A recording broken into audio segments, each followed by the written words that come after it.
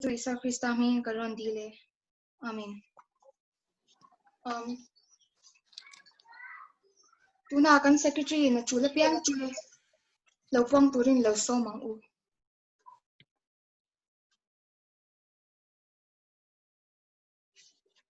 Kan secretary hi alaw lalut law emon ni.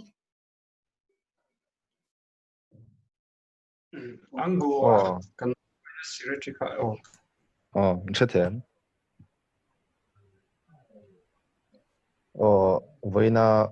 Voina hianin kan secretary in presentation apek ton bangin.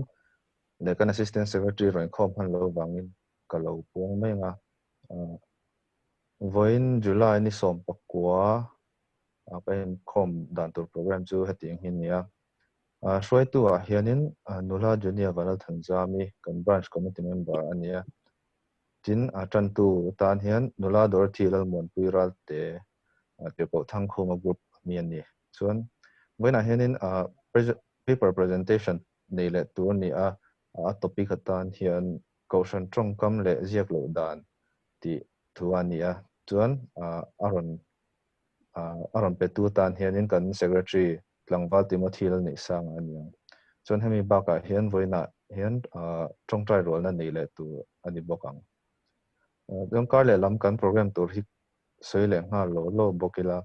kan Hruaitu tan hian nula laldin moi sailo kan branch committee member anianga chuan Tantu hian tlangwal Lalneihsanga Tirhkoh ha chung gut ami ani bokang. Tu soi ngai thak ania tu soi ngai thak anianga chuan tu soi tu tan hian nula zone siami ani bokanga chuan Tawntai Rualna nei le tu aniang. Hemi baka hianin report pakhat oma July thla committee in budget pek chungchang alo rel to angin missionary chomna le pastor quarters ti changtlunna pek ani bok ania khati jong kha report pek the chunia.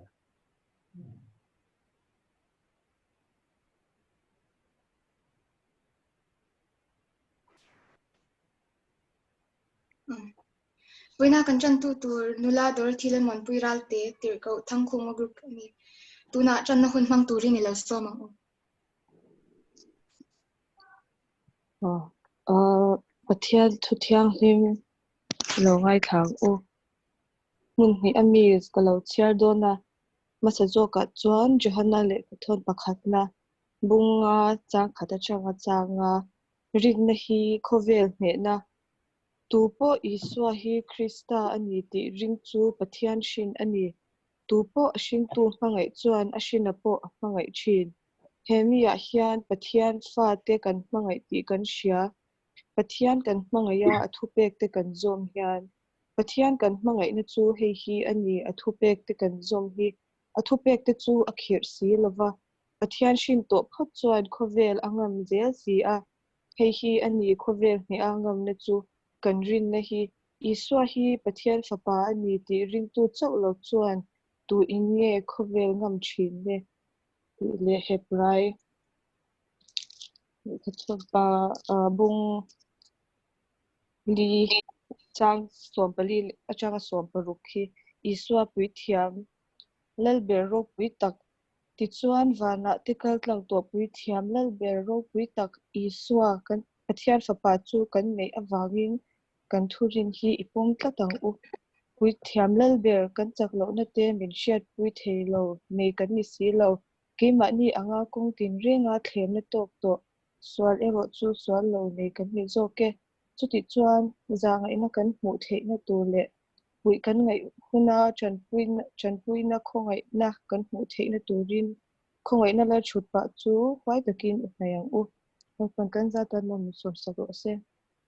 chungchayang u lalpa kan Pathian do tak ni hmangai tu lalpa ke ni Bangalore Christian chalai pote boina hun chamin pele a nangma beturin lalpa kan local khom le a lalpa hun khata umma ila lalpa kan umna hun chapa thlara hun khatin min pola lalpa kan Inkhawm te hi iro puinan iko thiang hima kan lo in hlan le a lalpa voina kan Inkhawm tu te hi na min lo tel puila kan program tu te ko thiang hlima kan lo hlan le a lalpa vo ina kan thu zir tu te ra thu sei tu te min zir ti tu te po ko thiang hlima kan lo hlana khongai takin lalpa a in puah cha na tin angin mal som la chutaka lo sei chwa the na turin tan kan lo dir sam boka min lalpa vo ina kan thiam te lo tel ve the lo te po khongai takin lalpa kan Inkhawm le huna chuan an lo tel ve the na turin na rin min puila lalpa ke ni branch member zong te kan omna hun chu an rin min om puila lalpa inkim kan ti hi ro puina ni ku thiang hlima kan lo hame te hi fapa iswa krista hin kan bi le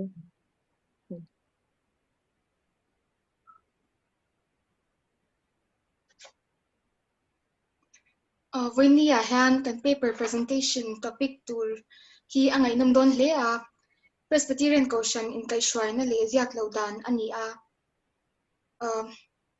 kan presenter tour hi kan secretary tlangwal Timothy Lalneihsanga ani a tuna ila somang o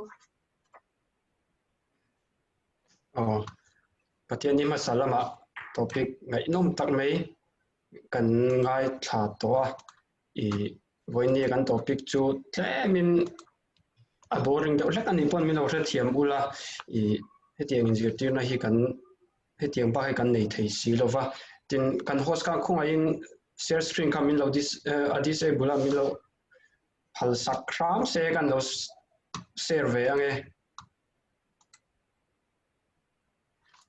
ro khui lai hian nge security akan share screen ole ka thei ai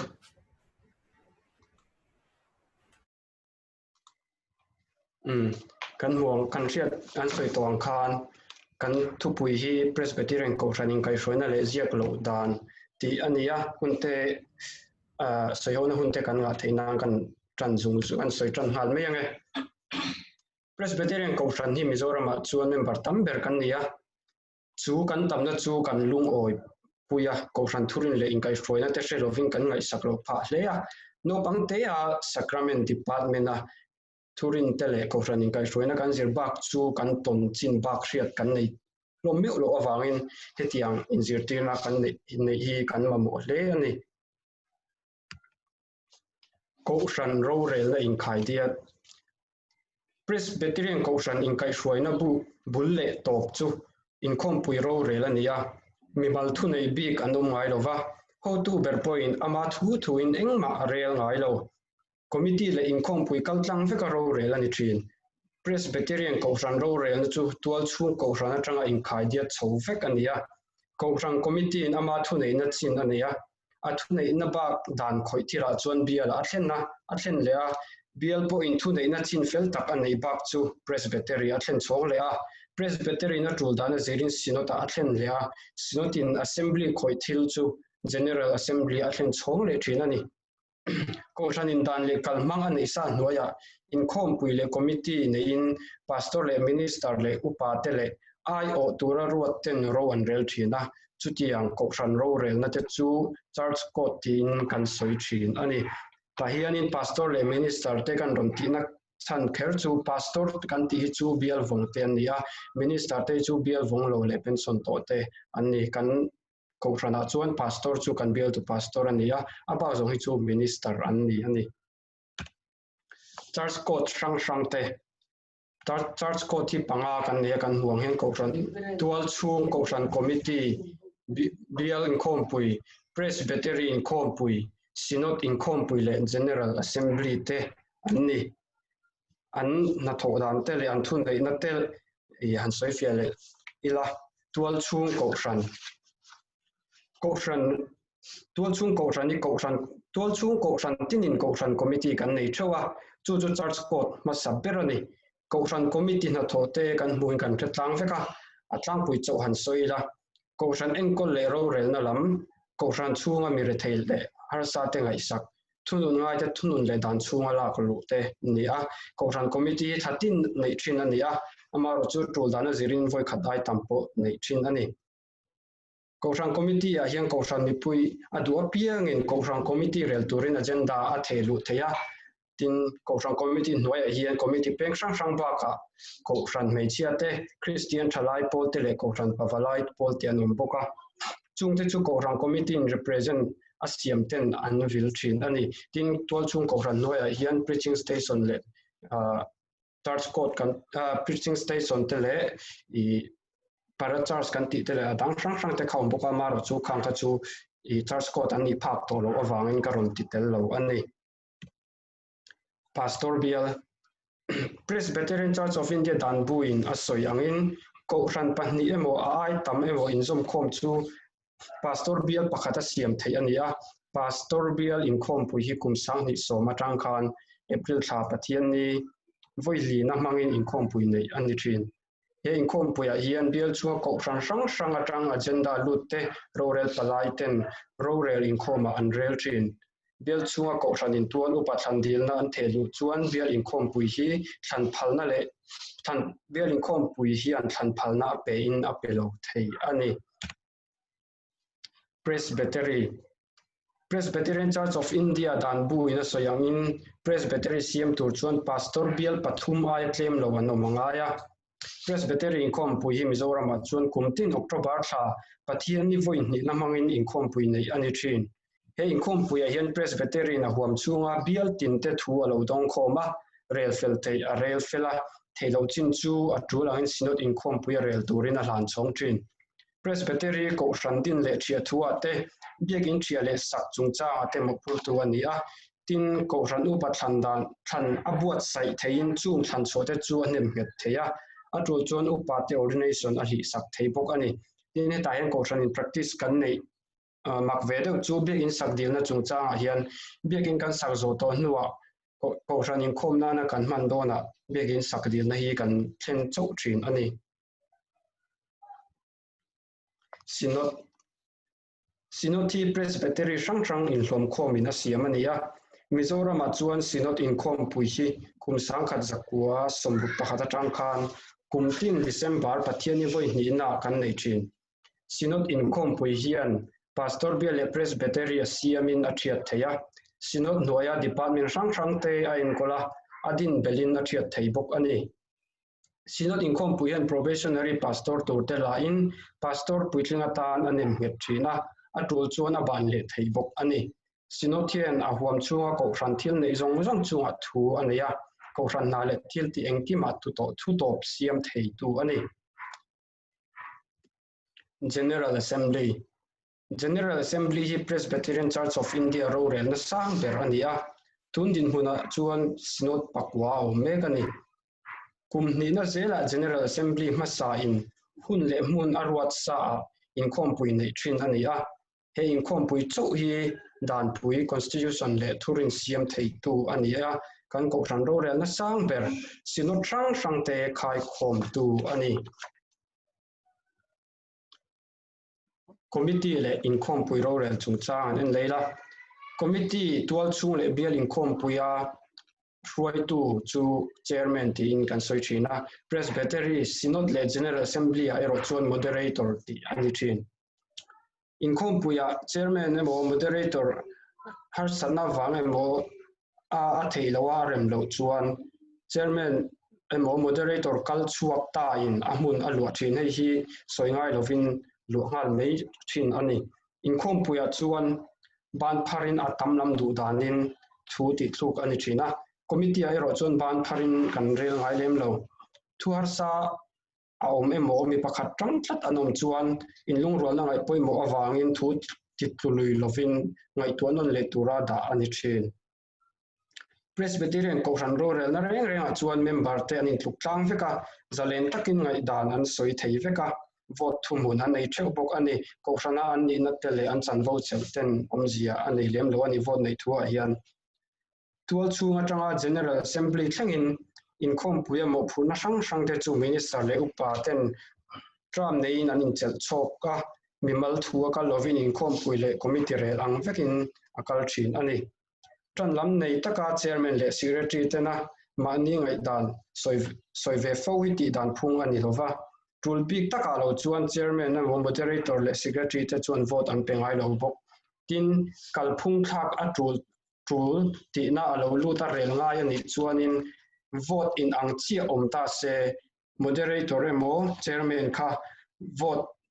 then thei tu ani amaro chu kalphung kal thil ani kalphung thak dang lam ngai thil ani to awangin chuta chuanin vote in anhe lo ti in thak ani ngai lo ani helai thua hi chuan moderator in vote an a pe ngai lo ani Kohhran in thunun na laman en leila Presbyterian Church of India danbu in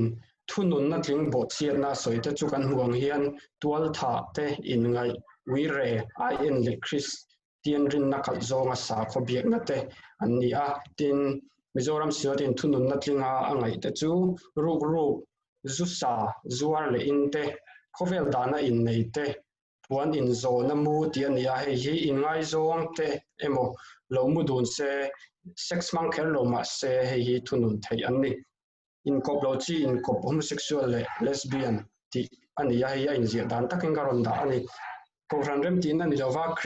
Indian Christian Marriage Act le Special Marriage Act ma in nei te mi ponswal tu te le apui tu te le in nam noi te khang te kha ani in thunun na thlinga kan Kohhran in angai te chu in ngai na suala tu te thunun lama chung kan Kohhran he na ti thakhat fiawa tual that thunun te ruk thunun te zu sa zuar le in thunun te le thilang theng khata I chuan thunun ani thu kan hringai vak lowa amaro chu he tiang hi kan Kohhran dana om dan chu ani Kohhran Inkhawm lam han en leila kan hriat angin Inkhawm panga Kohhran Inkhawm panga Sunday school Pathianni chawhnu Pathianni zan nilai zan Inkhawm le inrin ni zan Inkhawm te kan neya Sunday school Pathianni chawhma Sunday school kan nei thin hi zo sap te hun lai tanga kan nei to kha ania Sunday school a kan zir lai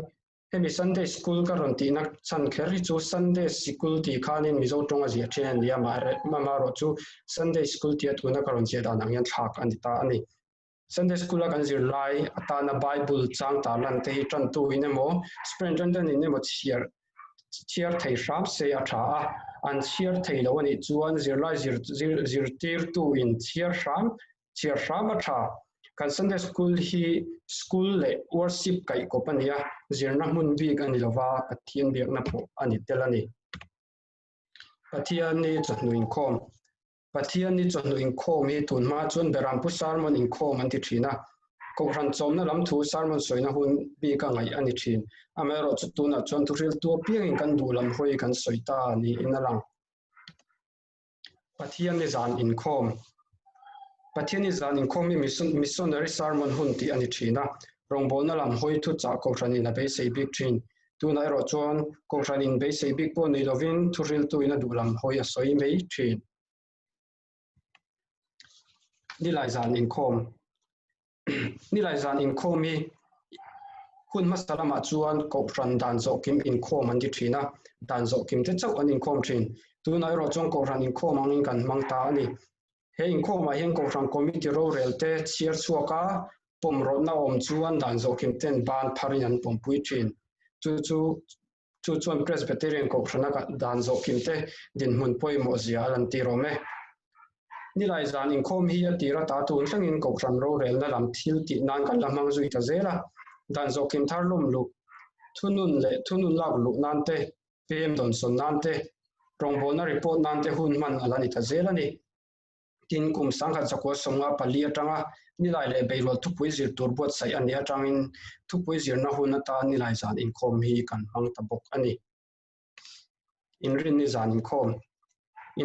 Inkhawm hi zo sap ten hapta khar ni weekend min siam saktir atangin tongtai Inkhawm a man ani reng thina kum sangha chakwa songa pali an nilai le beirol thupui zir tur kan ni atangin ril rusoi na hun nilai zan Inkhawm a kan man thin chu inrin ni zan a son ani ta ani tuna chuan sermon soina tan pon kan mang ta a tin Kohhran te point Tawntai Rualna Hun he ta tan kan mang chho zel ani Pathian biak Inkhawm chung chang han en leila upaten lalpa zanria sacrament an buat saya pastor emo minister ten an thian ani helai tong kam hi kan thiat chian a poimo ome tin tul big thila lo chuan nem nge ni lo te chuan ang kil ve thei lo ani heta po hian tual upa te a huam ani pathian biak Inkhawma pathian thu kan soi thin hi thu hril ania in nei le mi thi vuina ero chuan thu cha tin kan soi thin Inkhawm tran nan te thu hril tu ko nan te le ban nan te hlathan lo tur ania enghuna po hla thlangila pathian fakle choi moi nan zel thlan ni se a tha tholo mi pathian biak na thil poimo kan Kohhran chuan angaya chu wangin tholom nan lain Hruaitu in tutur ti a soi lo chuan soi ngai lovin kan ding thin ani worship service a chanvo chan tu te an hunan mang thei don lo ani chuan an mani thua midang an chanvo te lo pe mai lovin committee ne na a thena committee na soi ho le zel thin tin Kohhran thu puan te le KTP Inkhawm thu puan te kan Kohhran a chuan element of worship poimo bet zinga mi ania tuna hian kan ngai poimo thiam a tul hle ome nin me a lo ngai tok te kan om thina hi chu ti lo tur ani Inkhawm Hruaitu tran dara ri khian Inkhawm hi kan tran ani ti hria ila kan Inkhawm te lo tran to ila ti a Hruaitu in a soinon le kher hi angai to lem lo ani Inkhawm Hruaitu in call to worship a pathian chibai ibu kang u ati zo a pathian thu a chiara a chiar zo a lalpan na thu mal somro se ti angai tran to lo a me nan lo ti lo point a tong trai zui ngal mai thin call to worship a lalpan na thu mal somro se ti ati top tur thu hi a in ziak thran lo ani Inkhawm Hruaitu tan Bible chang du chiar a rem lo a fakna le pathian betura somna lam chiar tur ani Inkhawm Hruaitu in thlasak tur a thlanin mipui le zai Hruaitu te an in rin thei nan a number ba ka chang khat tal chiar chu a tha zai pol mal zai le adang te somin fakna hlan turin som kan om thina hla hi kan hlan ngai lova pathian fak le choi moi nan kan zain hla kan sa thin ani mipui in Inkhawm tran nuwa hla kan sak donin Hruaitu in thu chunga sak tur a ti lo chuanin kan ding thin kan tran tu min tran sak turin i lo so mangu ti aya tran tu i lo so mangu ti me tha tran sak ti phei chu a dik lo hrim ni Inkhawm program ro man sa ni lo adang zai pol emo solo tur emo adang te po om don ani chuan chairman Srila phalna lak ma sak thin ani tran tu le thu hril tu lam Bible kan chiar zo emo thu kan soi zo in a thu kan ti rik te lalpan mal somro se ti kan om thina ti rik aya chiar emo soi ti mangila dik zo ome ti ri hi chu hei tia laptop ka khori ti ang chi khan nia kan kai chon til kan ti ringai lo kan soi emo kan zai thin ani thu hril zo a thalai te om chuan lalpan mal somro se ti hi kan om le zau thina kan thu hrila hian a thalo lai a om tur ani lo zo ani tu le thu hril tu ten pathian thu kan chiar donin pathian thu thiang ri lo ngai thlang u ti me tha ka Bible chang du chu ti khati emo ka ro he Bible chang hi om rei to tu ka ti kwal du hi angai thatu te tan nin om ani pal thei tong trai chung chang kan tong trai in pa pathian kan address a isua mingin kan dil thin Tren katina tira pa address in alakloa isua address te kan thina pumpel rama tha kan tong tai lakloa lalpa khovela ilo kan lai khan kan ti ang chi ani heta isua kan address na kan ti chu a khan pa kan address lo pa chu khovela local lo ani isua ni local atopna isua mingin pa hne na dil chau tur ani lalpa min mangai thin tu ti kan thina pathian mangai nei chu areng thil ani awangin thin ti chu man lo tum tur ani call to worship tong tra ya toy fel takin Inkhawm kan hlan mei thin tran tu cham tur lo cham khal lo rama tha tran tu point kan Inkhawm chung chang bak cham tel chiam a tul lem lo ram le khotlang ta na dil kwal viau na hun po ani chi lo tin mi pui ai wa tong trai kan ya wangin ka ti aya kan ti man zel a tha Tholom lan tu in tholom ber lan nu mal lovin kan dil le chiam chang om thin tholom lan mei hi tok viau ani tran tu cham to nu lo cham non le emo thuril tu ran non on te hi a trul ber to lo pa le fa pa le tharau thiang lim min mal som tong trai a bak kan tong trai ngai lem lo ni kan Kohhran ni kan tong trai kan ti top donin lom thu soi chungin kan di la che ti kan thina kan tong trai na lom thu kan soi to na ring zo lo ang zia zanga lom thu soi non le kheri a trul lem lo heti nga tong trai ti to pi tu nai kum som vela kan chin thar mai ni inalang kan tong trai na hun le mun le kan tong trai thang riat chian a tha tong trai a pianga eden huana tanga chui chiam zela trul ber lowa kan tong trai chan anga tong trai mei a to no bang zinga tong trai kan ni phei chuan an hriat thiam ang to tong kam man thiam a tha khati zong kha ka ron in buat saina chu ani a sacrament chungchang te le nupa chungchang dan kan nei teng te po ti tel trul tha ka ti viau rolin a seil tu ka lau ve do sia chu wan chong ka ron ti tel ta lova hriat du kan nei chuan in nei hril thei ome tin hei soi ho tur kan nei te kan chiar chaw le ange Kohhran in thunun na dan kan nei te kan ken ko dan ni thato ken kan ria em ani a ma saber ri I karon soi to khan kan thunun na kan ken ko dan a hen a thena kan ken ko thena chung kan ken ko lo ni in alang theya chumi chungchang chuan ni a in hunbik ni lo worship pa ngai mi pui chan congregation participation tlem lu to ke siam that thei ni in kan ria em ti ani a emi hi om zia chuanin kan Inkhawm worship pa hian mi pui hian zai le mi tong trai amen le lal tong trai na soi ba kan nei lo ani tin zai om lo phei chuanin amen le tong trai ba ani de chan kan nei lo ani me a hei hi karon da chan tak chu ani a tin Kohhran kalphung zir tir na chungchang heta karon da hi atira hang karon soi fia to kha ka Hruaitu ko ta hunom le to ro se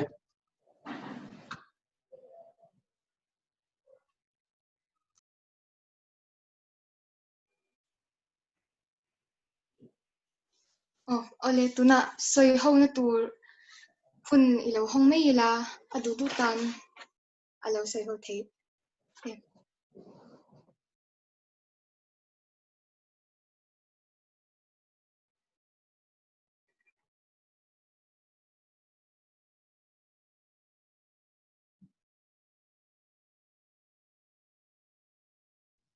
Ei, ta rung lo in chơi ang u. Thế chẳng chắc là kia là tôi chơi ang.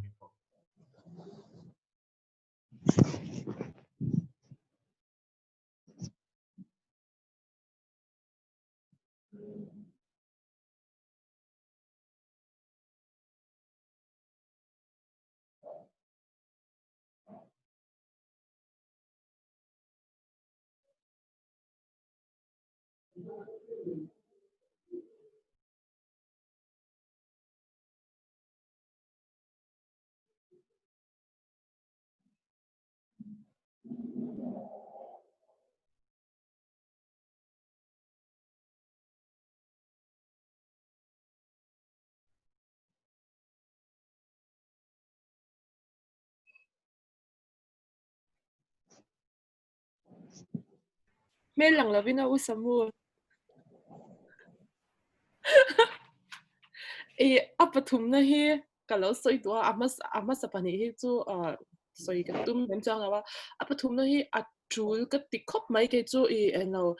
a soi to han sacrament department vela ma na kan zir man ti la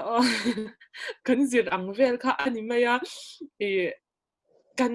khati hunai te po khanin thamasa sacrament department te po zo ti la thamasa an zir to te ang kha chu shadring ti hi a har ve to chu ban chuanin kan Kohhran kalphung in zirtir dan hi chu in zirtir de ureng te mela hete ang hun nei de ureng hi achul ka ti tuna ti kan ti ang de hianin kan dan ang hei kan ziak dan ziak kan nei dan mai ba ka ziak lo dan ne ne ka dang Tantu ti tur ti ang velte etiquette zirpa de ani bokanga chu wan chuanin ti ang in zirtir ni nei zel hi chu a chakhop mai ke mani a upazok tute au fazok in toy tarnan te po hanin acha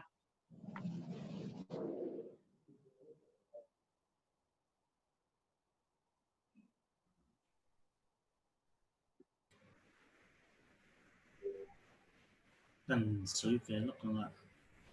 soi ho tu te pakhat na a hian Kohhranin kan Englo tupa soi Thangkhuma me kha nai nom em ka te nakina heta Inkhawm te le Inkhawm te po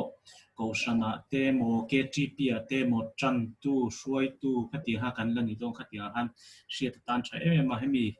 Englo te po hi lo nei kan nei thei phei chuan a thale zual dona kha ti dan sang ti ko Inkhawm soi dan te trong kai em ani a soi ho tu kan nei Kohhran in thunun dan kan nei te kan ken ko dan hi a tha to pin kan hria em ti ania soi a har khop phaya ama sabera khan in khami ama sabera khan ruk kan tia ruk tinia ruk hi kan man thin thua kan man thina kan thunu nim ka ruk kan mana kan thunu ni ka hria thei tunma chuan hemi in thunun dan kan nei te tunma chuan an keng ko tha em a Kohhran po hian ruk ma se tuna hen ruk man to ruk chiang taka kan hriat kan man kan thunun hi ka hriat thei chiang kan ngai tua ka hrelo zuar te hi chu thunun te hi chu nom zeu zewa zuar te hi chu a thena hi chuan zu sa ti te zuin mi te po kholaya an rui ti chiang ta kan hu an han kal the bo kha Kohhran in ka thunun lem ti ha kan hu ti ha om khovel dana in nei te chu ka hriat china po khovel dana in nei te chu thunun te chu kan om thawa one in zone amu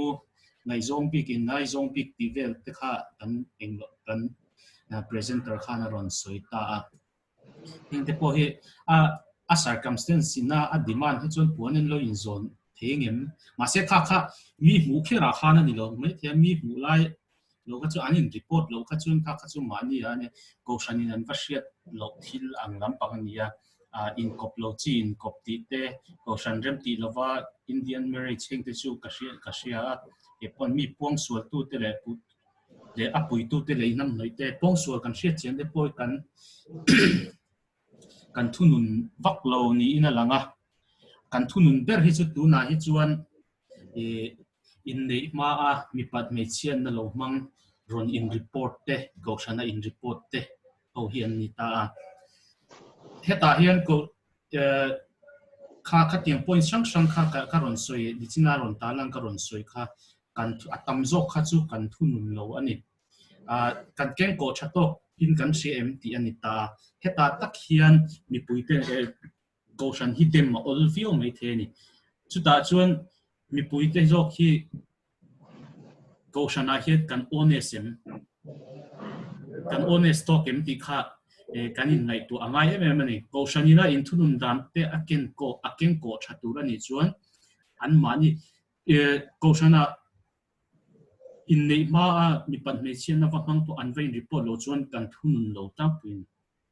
chumi wang chuan min ruk ka ruwa thunun pangai ani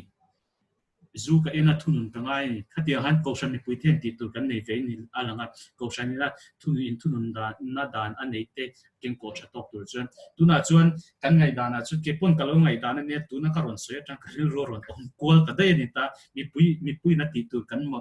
nei kan ma mo kan ti tura kan ti lo wanga Kohhran na min thunun lo na kam tak thi oma sual in ke mani sual in ke mani ya sual kan in thup ru ang deuh khana lang ta chiang takin valang ma se mi na ava in soilo chuan Kohhran hian a thunun mai lowa Kohhran a thunun kangai ani ava in ti ho chi hi chu Kohhran hian a thunun thavio a ken ko tok thavio ning ga sia ma se heta hian in report Kohhran hi dan hemi dan hi chu engma kan va soi thei chu ni lo ma se strictly zualin in ken ko thei ni chuan a thamin ka soi khami tak kha chu soi film purangai in ka sia khami a tak kha chuan hun bing ni lo worship pa ngai ami pui chan tem tu ke siam that thei ning na siam kan Kohhran kalphunga ni ta heta hi chuan Kohhran chen khatte anga ni hut le englo hut kha om lowa Inkhawm hi Kohhran hian hun se ursun kan mang ursun a Presbyterian ni chuan chemi traditional na kan kalzel wang kha nia he hi chu cả sẽ thiam đi lên thì chú mi bùi hi âm nhịp thì âm nhịp cái gì hi chú xiêm chặt thì những cái xiêm chặt đàn hi chú arvio kan cầu sản xuất cái chuyện sẽ rất xuân phúc chứ phát hiện cái sự đó chú cái này chuyện kan cầu sản xuất tụi tên là tụi tôi ngay là thùng này chú kan nem bảo bùi khá là rắn soi đó nó sẽ lấy rồi là inject cái này chú kan ngay không mấy chân tu Hruaitu cầu sản xuất Inkhawm Hruaitu tít kan cầu sản đàn là đun sim thurin sim po hi cầu sản đăng ngày tuổi xuân kan sẽ lâu khóc mà inject nó sẽ lấy rồi khi chú kan ngay không bên cái gì rắn soi tập chưa tốt nha nó soi thế phụ chairman chairwoman zo kan lo soi ve nge kan try to kan hong boka min thre them kan kan thre te Chết thề. Ama saber Kohhran in thun dan kan nei te kan keng ko dan hi thatok in kan shem tikha kan soi ma sang aba in soi vek po kan tum ver hrim manga ka soi diklawang ti chu ka hlau vi ma ro chu hei ni lai thu pui kan zir lai bua khan a in ziaka Kohhran thu nei na chu kharau lam that na tura ta na ni ati atharau thiang hi manga Krista min pe ka ni sarkar thu nei na khami taksa lam ati thil nei le dikna rai lam pang khoi khachuanin in ro thoma sela in ro tam nu tuklawa ti meyang chuwangin nun rong na thil tual kha le adang te aom chuan a shem thin thoma sela khlama khachuani in ngai thiam na chin kha anem o ti kha ngai dan kha kan nei te ula tur lai context ani chu amalaya chuan an shem thin thowa zuin tiang reng te atuna hi chuanin zuin tak hi chun ni Kohhran a fem hi kan hre to lawa thunun amai ro chu chung te po chu kan context a zir te po ti thawana kina ma fagarom tel thawanin ron soi chiang sela kha zona ang reng du po khanin kan soi du te leka tin khami ba ka khanin kan soi du chu apathumna khan han kai ta deila injective na lam kalphung injective na lam tunai na sajok le mu mal zoka kalpui thina thaim ti kha tha ka ti hei hriat chian lo wang te pon thil tam tak kha ti sol theya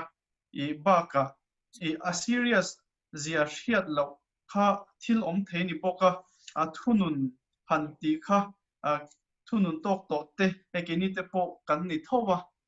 thunun tok kan nia chu tiang te ania wang chuanin a hun lai kha chuanin kan hrelowa a serious zia kha chu wangin han soi chiana kha thain ka ria dan bo chiat na thunun han tia kha a serious zia chu Kohhran atanga in thunun akha Kohhran atanga pai tiang khanin kan anilai chu pui zilai bua khana in ziaka om zia taka chu man lai phei chuan Kohhran kha pathian huang ania wang khan Kohhran atangin an paya setena an pe tina ang kha an ko tir dai ani chu wangin a serious zia kha nangi pon na in thelo me thea chu kan soi lang duwa Kohhran kha pathian ram ani wangin Kohhran pon setena rama an va pai tina ni chu thununa kha a serious zia khatin Kohhran pona chandam na om lo ti hialin zirtirna te po ma chung te po chu ring tu te ki mani Kohhran point akalpui te po ani in ka shepoka chu wangin la thalai zo ka ten film khurna na kan man theinan chu wardawin kan han soi du thunun tia kha a serious zia kha kan lo shelo palang ti kha kan hlau de thleka ne tharau lam thil ako ka thunun khan Kohhranin a thunun ti khan ti sa me ni lo an thalena tura inzil na mani sela tharau lam nun hei Kohhran mu thei Kohhran le mu thei lo Kohhran a oma a in zom veka leya Kohhranina a thunun chu wana po a thunun anni ti kha kan Kohhran in zir tirna ani a chu wangin a serious zia kha kan riat chian thinan kha kan an soitua a chu mi paka pahnina a bika worship pa ngai a mi puichana kha atiam tu kem sian thada ngai a theini in kan threm ti a kha ka soi ka ngai dana chuan tuna kan kal dana hi a thatok viawin ka hria chan chu mi puilamin participation emo sanvo kan nga lu tuk chuan ki mani Kohhran kal mang le kan doctrine ang zong kal zong ti pokhanin a thil kha mi pui chuan Halloween kan soi theya khami kha film khur thil thuwa khan tuna kan chanvo mi pui kan chanvo nei chuna hi chu a thatok viawin ka hria azir le a hria te min Inkhaihhruaia a pastor le minister te a hnoia a khatianga Kohhran kan kal chawa kha a him in karinga chu wangin chu a tha kati a chu kan soilang du bok ani la soi the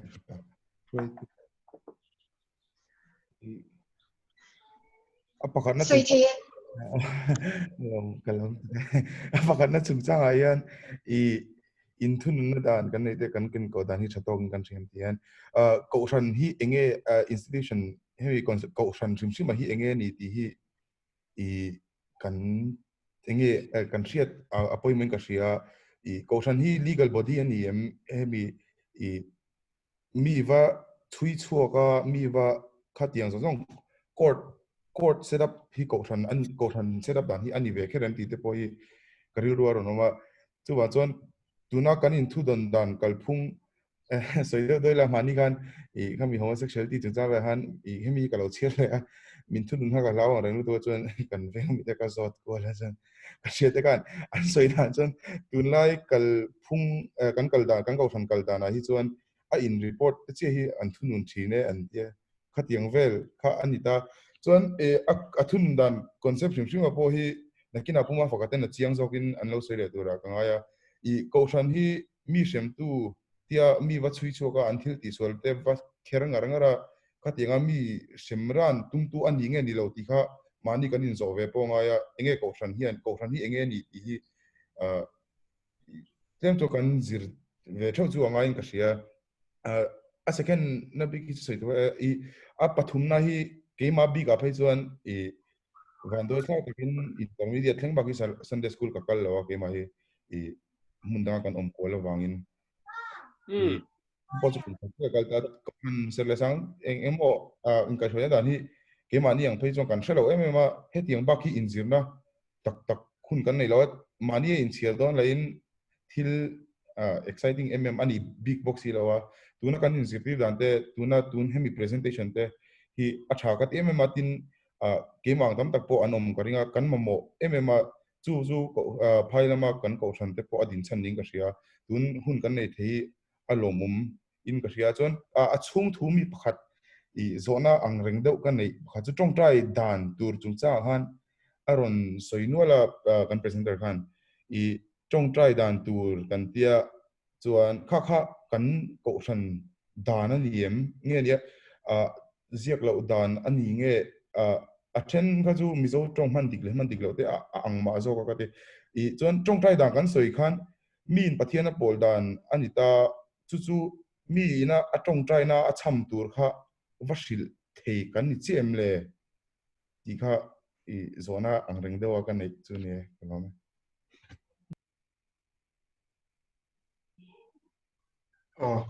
khalai thua kha chuanin tong trai dang kal mang hi kan Kohhran hin kalphung kan neya chu kan kalphung te chu a thei thin a zom ni se ti bang le tong trai dan dik kathulang na ina zia dan tak phei chuanin tong trai dan theology dik ti in a ron tha chu te chu a thei thin a Kohhran hin zomila tin kan Inkhawm te le kan thurin te nen te kan kalphung te nen a in moi zo ke a in mil zo ke a ti wanga tianga ron zia khinia chu wang chuanin ka thulang na mi angin ka ron da ani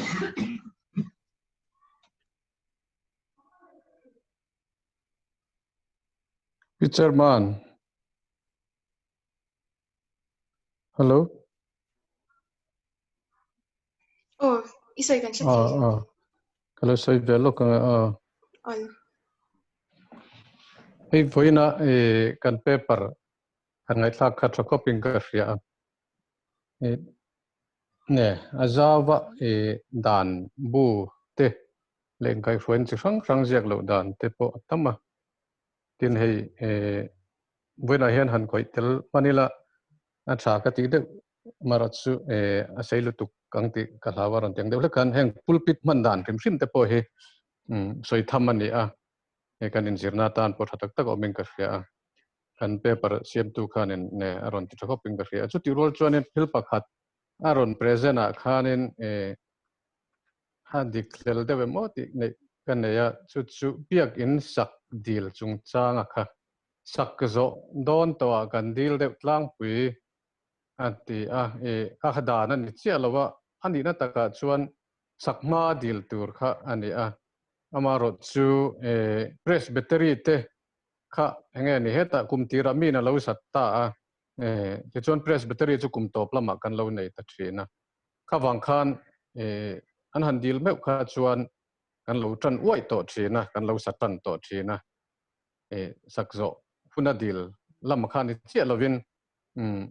kan lo samop mopa te chuan a deal na po kha atlai lo thei lo chang om thina kha kalmang ani inka ria khalai te kha tlemangai sual the deuh kha oming ka ria sakzo phun sakso dona dilang lek lek khan angai theng ka ria kha kan kalmang chu ni chia lawa deal kha chu deal turani amaro chu kan lo muang deuh lek thin na chang chuan ten kami zula khan biak in kha presbytery nena sakna kan deal la te chuan kan Kohhran dana chuan enga mo khalaya khan Kohhran khalo om thei talovin enga mo thia le alwa tu pom lo ta sel presbytery kut ani chu kan Kohhran kalpung ani a khalai te kha apoi mo khop maya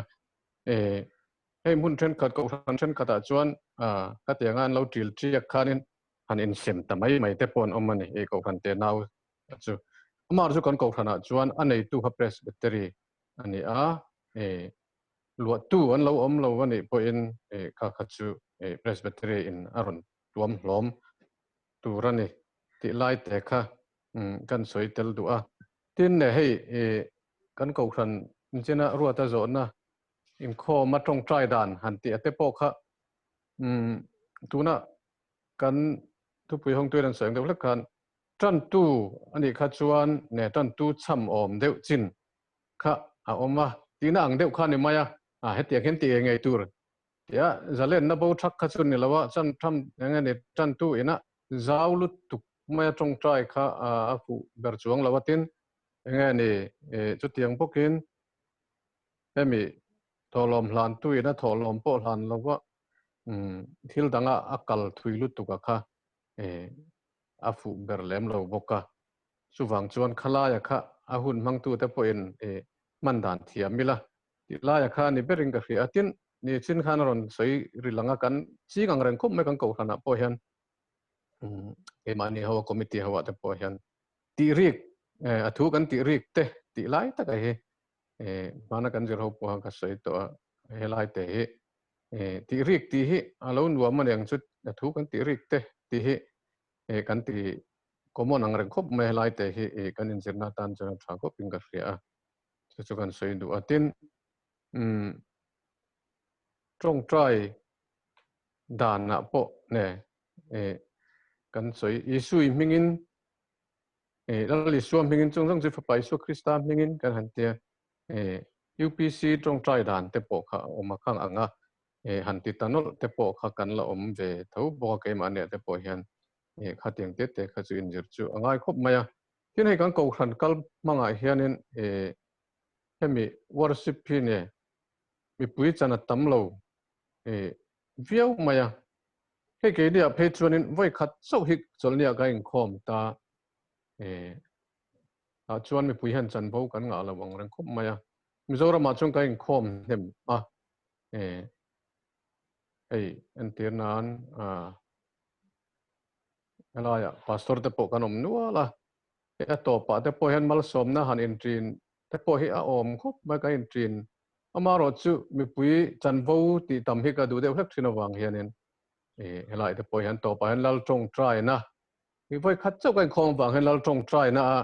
an ti to pram te hi kan du de thina engam hun pui bi kan ni lem lo hian chuan tu tiang chuan mi pui hian chan vo hi ne tam nei tam theila chuanin ata khop mai halai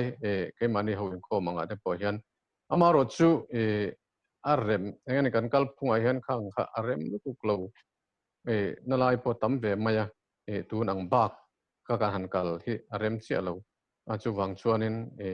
yang ang hi chu kan pom thiam ponga ya tin helai in thulu na chungchang kha kan soile lokanga ching khain ron soi fia to thowa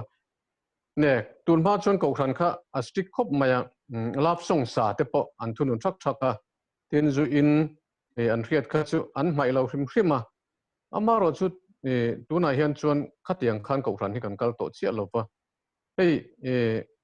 en tirnan in ngai zong che sual nge yang ngai ang chi te tin rongbol tua po kopui nei kopui neya khatianga mi soi sep ka yang te po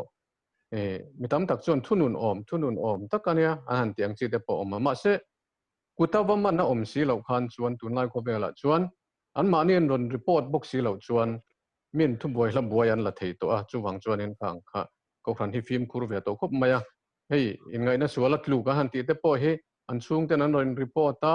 ani lo poin an lo raya khang kha chu thup thei rual lo ni lo wan tin an lo in ruwa khang te kha chu wai takin ati thei ta khatiang pia lam a kha chu Kohhran hianin court ang thrima in che sualem chu ti khati minan che sual lo ti point che sualang bati ramang che kha Kohhran kalpung ani lem lo watin zu in po hi kan thunun lo to khop maya chinang seng de hlek kan engamo report le engamo bi ko om lem lo kha chuanin kan in en liam de hlek su ni inalang to henga po hian tun ma angan strict te po khatam ta ki chon kan han dua amaro chu Kohhran hi nol puyang ngai to pen henga hian tun ma ang khan kan strict lu tuk to lo wa amaro chu poimo beraro chu in thununa mo thunun lo mo tharau lam nun lama mi te Hruaitu tur kan ni na kha ani kalaya kha thunun poina aken zo ka chu ni an lo hara an sual ten sim the na tur ta na thunun na khalek kha ani ber maya kha Kohhran na ti chanani ti lai te kha kan soi le be hrim hrim ani che kalome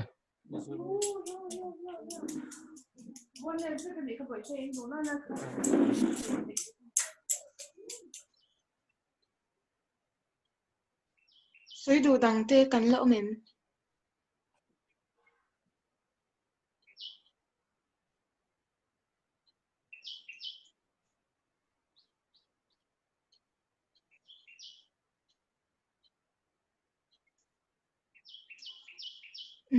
kan om lo ani mela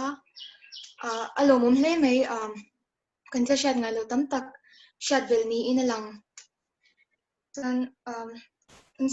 soi chalom hle ni in alanga kan paper presenter kan secretary Tlangwal Timothy Lalneihsanga po aron present chale ni in alang chai dan sang sang te angin kan zirbo ka thei thei sang thu pui nei chai te Ang ma deuh tak hi ni me. chai dan sang Sual dia ka dai lo pani ni ta na chai te chai. mai ta na chai te le midang ta na chai te dam lo ta na chai te swal thu pa choi te lom thu soi na te ti ni in a shat o tuna chuan kan chai rol na tur thu pui hon na hun kan lo manganga akhar na chai min nei akhar na chai na min nei sak turin reverend le fak Ralte kan so mang hei kan inkhom ban nan kan mang me don ya tuna adudu ina thok khom thei turin hun kan lo honge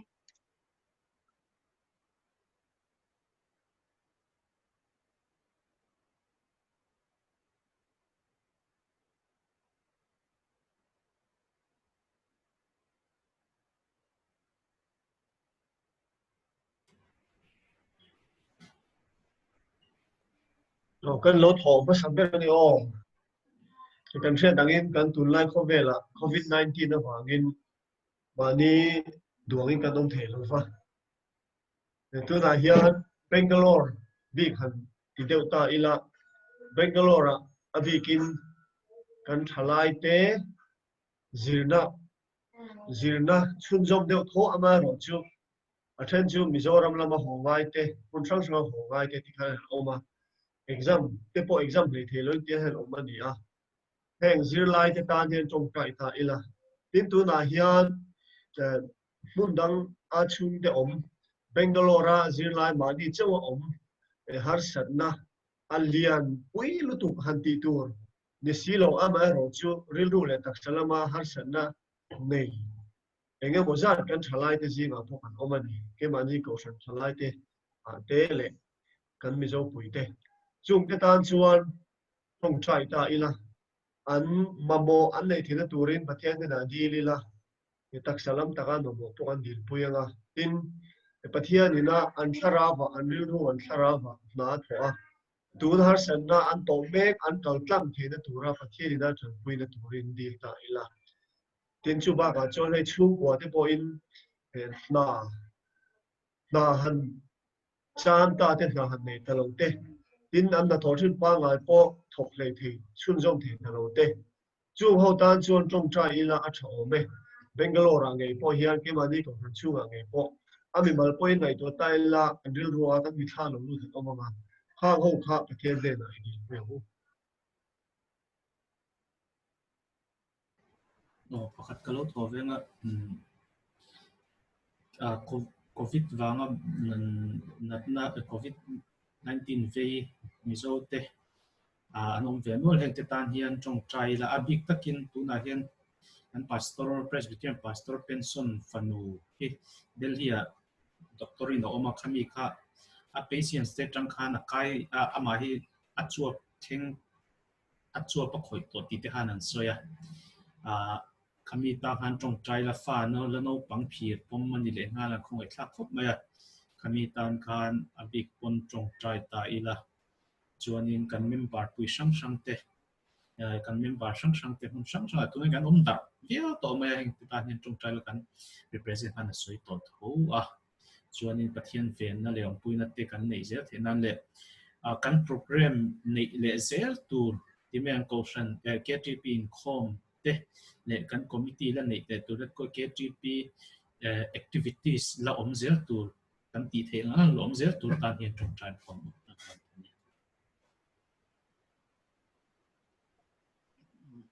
pakhat kan lo thaw ve lok anga ki Bangalore nurse zir invite chuang e ka hrelawa Mizoram lama ho ta ho vel kha an college vel latang hianin ronchuk tura ti khan ania heta damdo ina thak turin an notice attend ka chiara phe ka chon ronchuk lo chuanin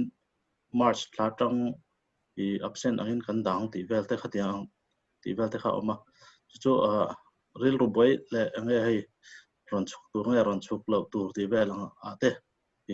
ril ru in swal te pokhana lo om thaya an ronchuk pon pathian in aven him theinan ila an lo chuk talawani point anom na huna teletin an college tenen po ami Inkhaihhruaina thatak te an nei zel theinan tong trai sakila ti kha garan thoya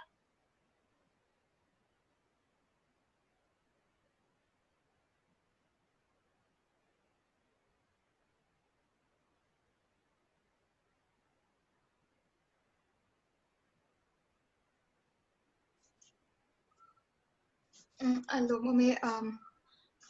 chung trai tura thupui thokhom ho hi kan lo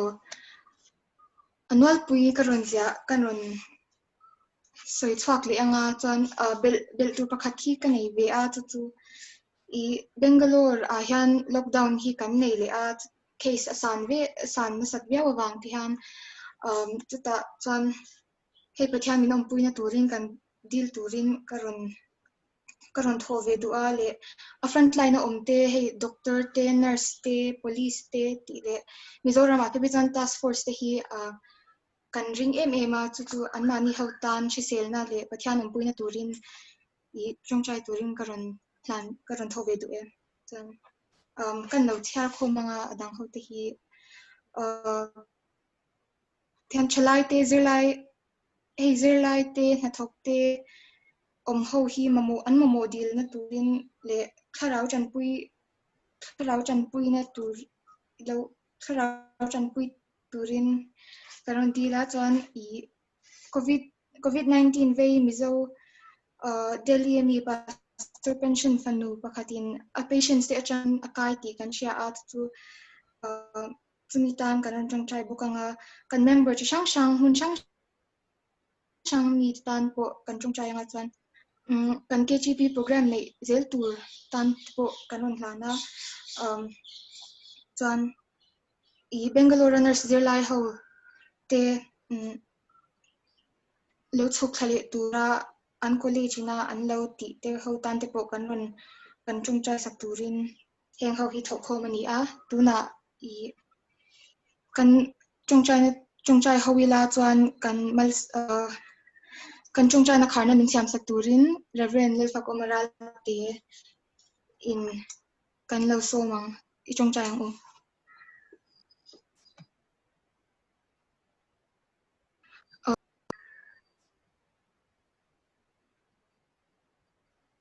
athei sham chuan in unmute vekila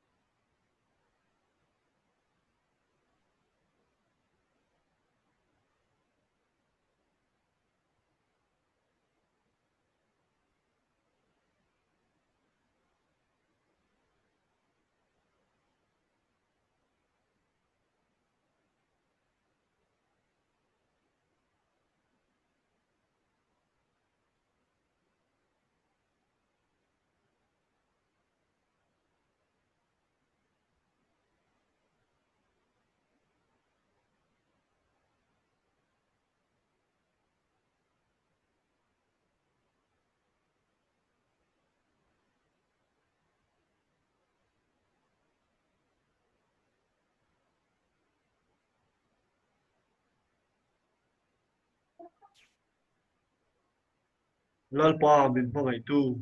he với na hian cái ni Bangalore mizo Presbyterian Kohhran Christian thalai polte Pathianni karon Inkhawm thinna hun pa ngai Inkhawm le na nei the min siama với na hian zirlai thupui thatak nangin min chhop chhuwa saka tin soitu tur thatak nangin min pe boka khang kan thupui kan ngai thak tak te khamal min som sakla lalpa he Bangalore mizo Kohhran tan te le tuna ke ni thalai ho te kan omna pianga kan Kohhran omna pianga neta kan om thana tura tan te khang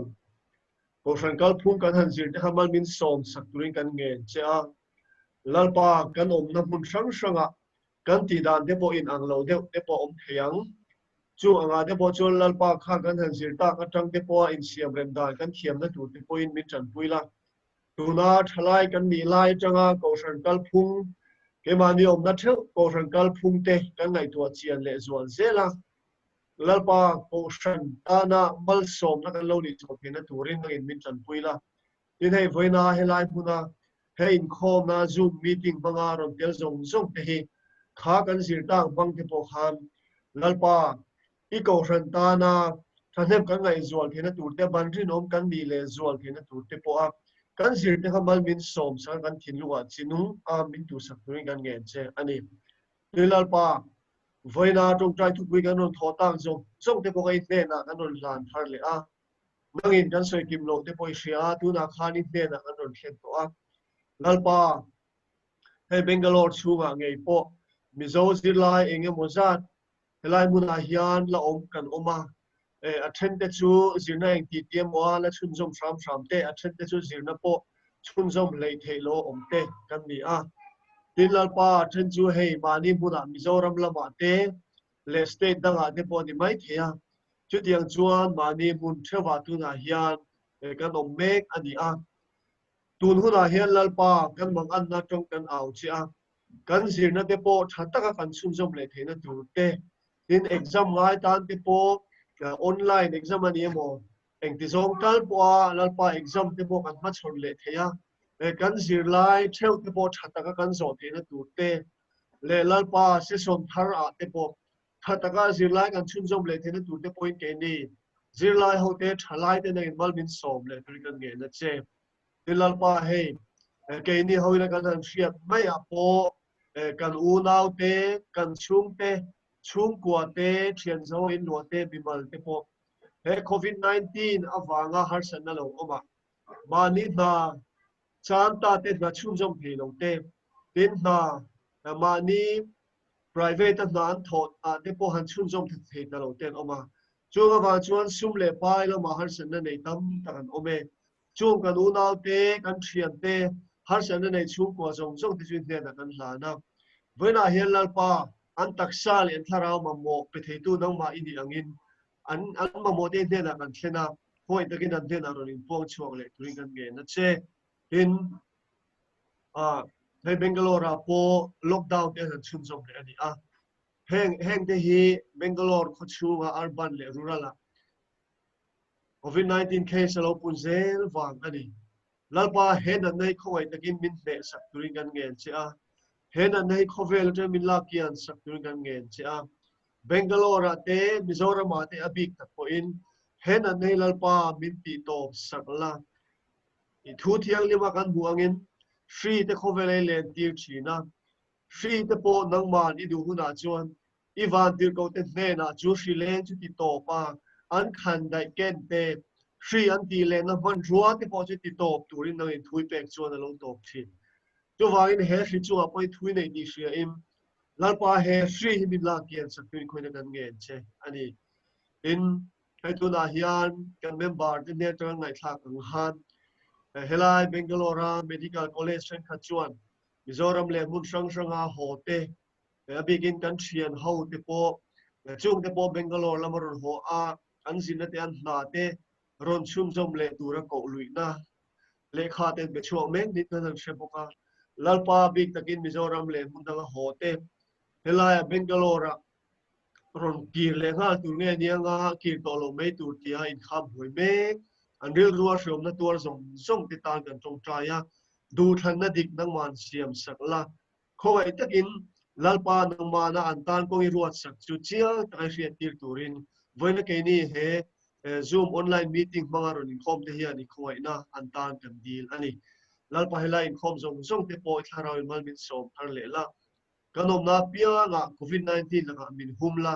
tin lalpa kanom na pia nga kan then om nai te le kan chung te ta na mal som na kan lo ni a midang te thamuan tu kan ni thena tur te midang te ta na tangkai kan lo ni a lalpa no ma man rua Ivan Tirhkoh kan lo tan ve thena tur te point tulit yang in min mangla min siam thar lem che lalpa iso Christian bingin kan di le che amen